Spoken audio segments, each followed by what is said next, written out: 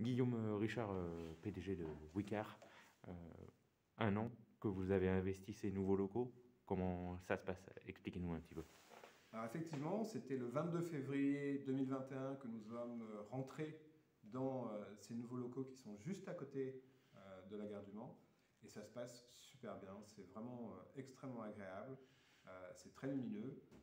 Ce sont aussi des locaux qui permettent énormément de convivialité parce qu'il y a beaucoup d'espaces qui sont réservés justement à ces moments de convivialité, à ces échanges, avec beaucoup de salles de réunion, des grands open space, des terrasses sur lesquelles on peut aller travailler quand il fait beau, sur lesquelles on peut aussi faire du sport. Il y a un terrain multisport au dernier étage du bâtiment. Et puis on a créé des associations aussi, différentes associations, différentes sections de l'association Wicar. Il y a une section potager, il y a une section foot, il y a une section handball, il y a une section basket. Il y a une section Aido, c'est un art martial japonais. Il y a une section jeux vidéo, il y a une section lecture, il y a une section pétanque. Bref, il y a pas mal d'activités qui permettent de renforcer cette convivialité.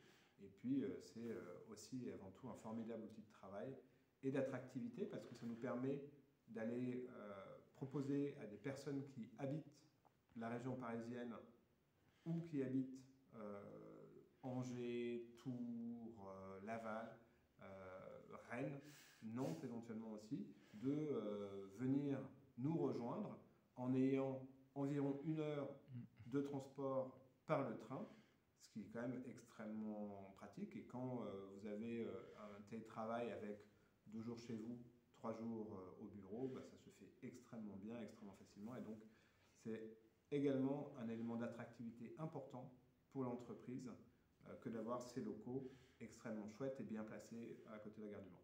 Donc, content de ces nouveaux locaux. Extrêmement content de ces nouveaux locaux et qui d'ailleurs ont gagné différents prix, dont un prix extrêmement important qui est celui du CIMI, qui dans les bâtiments est vraiment un prix qui est très important et très valorisé.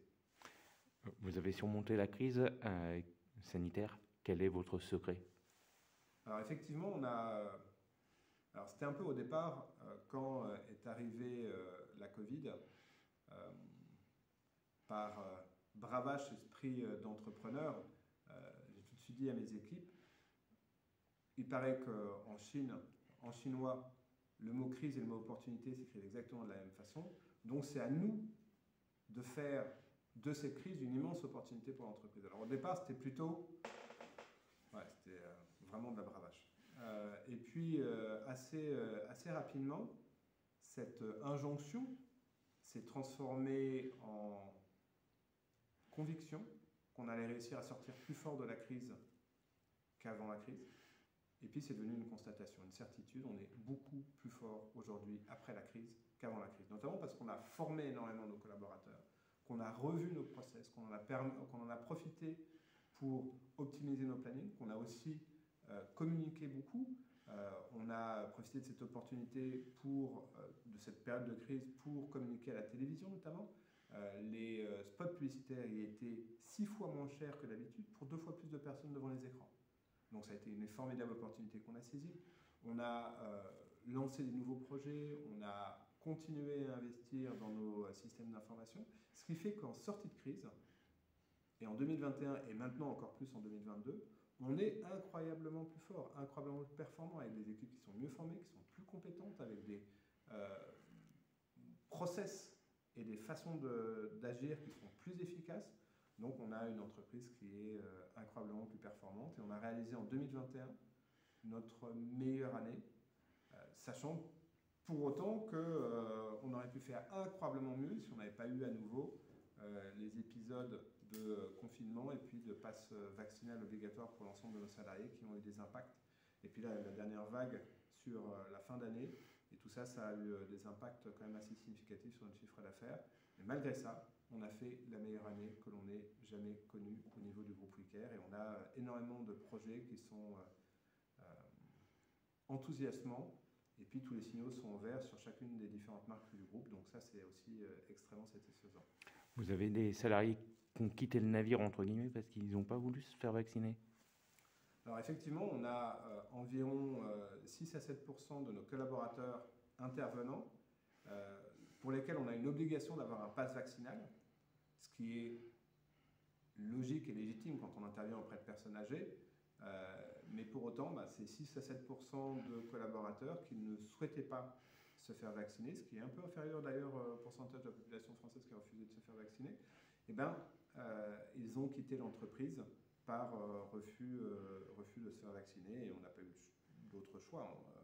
Il y en a une partie à qui on a pu proposer de rester dans l'entreprise pour effectuer des tâches qui ne nécessitent pas de passe vaccinal, et notamment le ménage chez les particuliers. Par contre, dès qu'on s'occupait des personnes âgées ou des enfants, il fallait un passe vaccinal.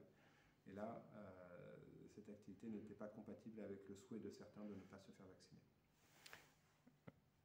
Les perspectives pour l'entreprise? Les perspectives pour l'entreprise sont extrêmement bonnes pour chacune des marques, en France et aussi à l'international, parce que notre ambition reste celle qui avait été fixée il y a maintenant 16 ans.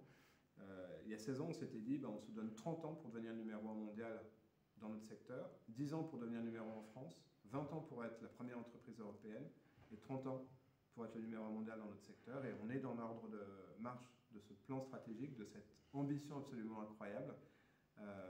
On a donc toutes les marques que nous avons actuellement sont avec des très très bonnes perspectives. On devrait annoncer dans les semaines qui viennent le rachat d'un acteur majeur en Amérique du Sud. On a des velléités en Allemagne, on a des démarrages aussi, des choses intéressantes qui se passent avec l'Afrique. On amplifie notre présence en Espagne. Donc on a plein de projets qui sont absolument passionnants et qui nous ouvrent des perspectives extrêmement positives pour l'avenir. En parlant de projet, vous avez un projet d'école d'apprentissage, expliquez-nous un petit peu. Alors c'est même plus un projet, on vient de lancer le premier centre de formation des apprentis, donc ça s'appelle un CFA dans le jargon, centre de formation des apprentis, qui va nous permettre de former des jeunes à l'ensemble de nos métiers, à la fois sur des métiers d'intervenants, mais aussi sur des métiers d'encadrant d'agence, en pouvant aller de l'infrabac jusqu'à des diplômes Bac+4 en apprentissage. Donc c'est une étape importante parce que ça permet aussi de poursuivre la professionnalisation de ce métier, de ces métiers des services à la personne, à la fois sur les métiers d'intervenant, mais aussi sur les métiers d'encadrement. Qu'est-ce qu'il a de spécifique par rapport aux autres CFA? C'est un CFA d'entreprise en fait, c'est pas un CFA piloté par l'éducation nationale ou une région ou une branche. C'est un CFA qui est propre au groupe WeCare et qui permet de former l'ensemble des collaborateurs du groupe et surtout d'intégrer des jeunes en apprentissage dans l'entreprise. Guillaume Richard, merci beaucoup. Je vous remercie à vous.